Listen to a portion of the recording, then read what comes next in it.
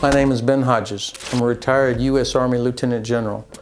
My last assignment in the Army was as Commanding General of U.S. Army Europe, headquartered in Wiesbaden, Germany, from 2014 to 2017. During that time, I was responsible for helping to train Ukrainian forces and help them prepare to defend their own country, as well as helping to build up deterrence and defense capabilities along NATO's eastern front from the Baltic Sea down to the Black Sea. After retiring from the Army in 2018, I spent the next 4.5 years continuing to focus on the Black Sea region, advocating for a strategy for not only Ukraine, but for the entire Black Sea region. Ukraine has always mattered to Russia because of where it sits on the Black Sea. Crimea gives the Russians the ability to totally dominate the Black Sea, airfields, the seaport, and so on. And that's why Catherine the Great annexed it in 1787, but here Russia has re-annexed it illegally to get control of it because of what it represents. Now, why does the Black Sea matter? Not only because it gives access for all of these nations to the world's oceans, but also it's an east-west corridor between Eurasia and Europe. Why else does it matter? Because Romania, Bulgaria, and Turkey are NATO allies. And so we've got to be prepared to assist in their defense because of our treaty obligations. And then, of course, Ukraine touches NATO, NATO, NATO, NATO.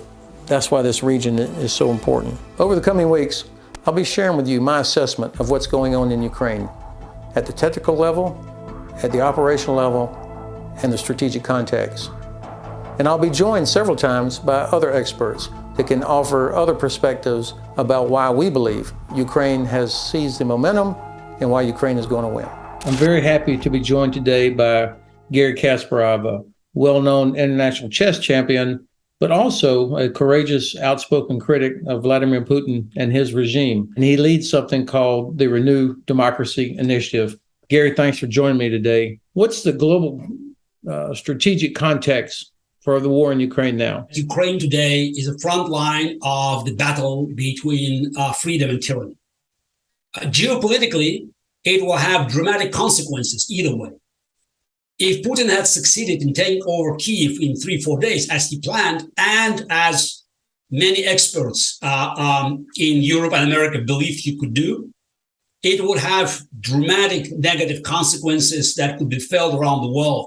I would not be surprised that in that case, China could be emboldened to prepare assault on Taiwan. Now, if Ukraine prevails, that will be the opposite effect. It will embolden all freedom fighters around the world. So that's why we have to convey a very simple message to those who are listening to us. It's our war, because this war is not just about restoring Ukrainian sovereignty and territorial integrity. This war is a war between the world we used to live, based on the rule of law, on compromises, on proper international relationships, and the world that we thought we left behind, the world of the tsars, dictators, where might is right, and where all the agreements exist as long as the powers believe that it fit their agenda. How does this war end? I believe that democracy always prevails, though the price we're paying now, actually, Ukrainians are paying now, it's huge. But this war will start a new era in international relations. The war between freedom and tyranny never ends. Evil doesn't die. We know that. So we celebrated the end of the Cold War and forgot about this simple fact. Evil can be buried under the rubble of Berlin Wall, but only for a while. The moment we lose our vigilance, it sprouts out. And I think that the next challenge naturally will be our conflict, hopefully without the bloodshed, with China and with many other countries that are still, not convinced about the advantages of democracy for their own people.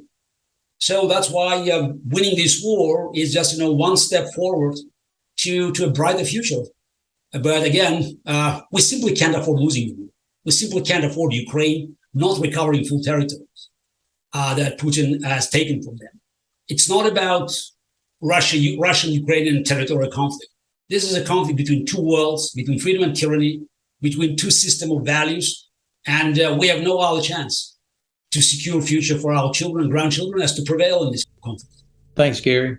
Russian victory is not inevitable. Ukraine has seized the momentum, and I believe that if we, the West, stick together and deliver to Ukraine everything that we said we were going to deliver and continue to maintain the sanctions on Russia, then I believe that Ukraine is going to win. By the end of the year 2022, Ukrainian forces will push Russian forces all the way back to the 23 February line. Why am I optimistic? Russia made 4 important strategic calculations before they launched their offensive against Ukraine on 24 February 2022.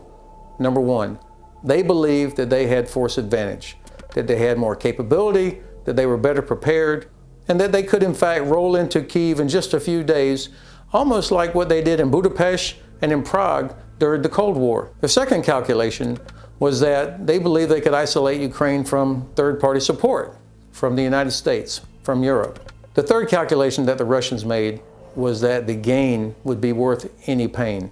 In other words, any casualties, any sanctions, any damage, whatever happened, it was going to be worth it because they would gain control of Crimea, the entire Black Sea coast, and Ukraine would no longer be this liberal democratic society fighting for its independence on the southern flank of Russia. The fourth calculation that the Russians made was that they would get 2 for 1. That not only would they break Ukraine and destroy it as a state and even the idea of Ukraine as a state, they also believed that they would break NATO, that the alliance would come apart, that we would not stick together in our recognition of Russia as a real threat to security and stability in Europe. All 4 of these strategic calculations by the Kremlin have turned out to be wrong. We know from history that war is a test of logistics and it's a test of wills. Whoever has the better logistics and whoever has a stronger will inevitably win. Russia's logistics system is exhausted. They don't have the ability now to launch a new offensive of their own. In fact, they are barely holding on to the territory that they've already captured. Their rear area is unsecure. Russian airfields are now being hit almost every day. Russian ammunition storage sites are being hit almost every day. Their lines of communication are vulnerable. Airfields, even in Crimea, are vulnerable. The sanctions are also taking a toll. Russia can no longer replace the precision weapons that they have employed because they need components which must be imported. Those are no longer available. So while they may seem to have millions of artillery rounds, they are running out of precision weapons, which they have been using against apartment buildings and residential areas, as well as port facilities. They also are not able to get the high-quality steel that they need to make new tank barrels or barrels for artillery. They are now having to strip out parts from airliners to replace parts that are needed on Russian Aeroflot aircraft. And because of the success of the Ukrainians on knocking out ammunition storage sites, the Russians are having to move these further and further away from the front where the ammunition is needed, which extends the lines of communication, which puts a greater burden on their truck fleet, which has already lost over 1,000 trucks in the first 6 months of the war. So we see the results, of course, in a significant reduction in the amount of artillery attacks that have been happening during the fight over the last several weeks. These are manifestations of Russia's logistical system, which was never designed to be able to do what it's having to do now, being exhausted.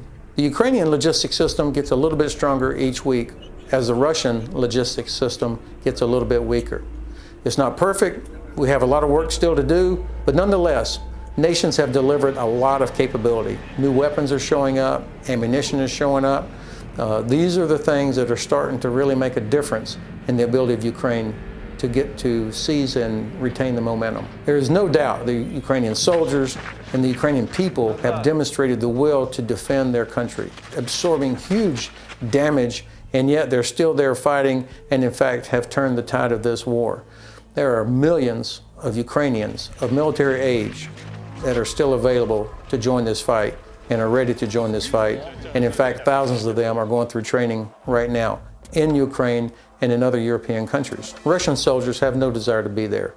We see so many manifestations of this. Soldiers refusing to fight, indiscipline, war crimes. They're having to recruit people out of prisons to put them in Wagner Group mercenary organizations.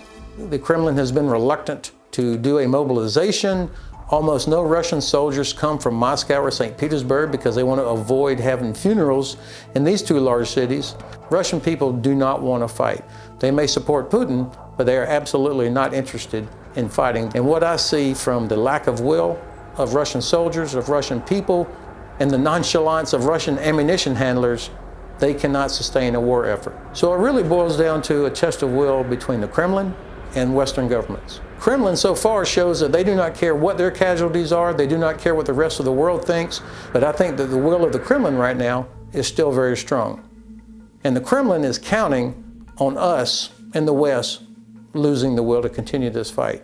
They are assuming that domestic issues in United States and UK, Germany, Italy, France will cause us to back away from our support for Ukraine. And other countries are waiting to see if the U.S. will continue to support Ukraine the way we have been. I believe we will. The Biden administration has made it very clear, based on the amount of money that we have spent, the capabilities that are being provided, the number of soldiers that have been deployed to Europe.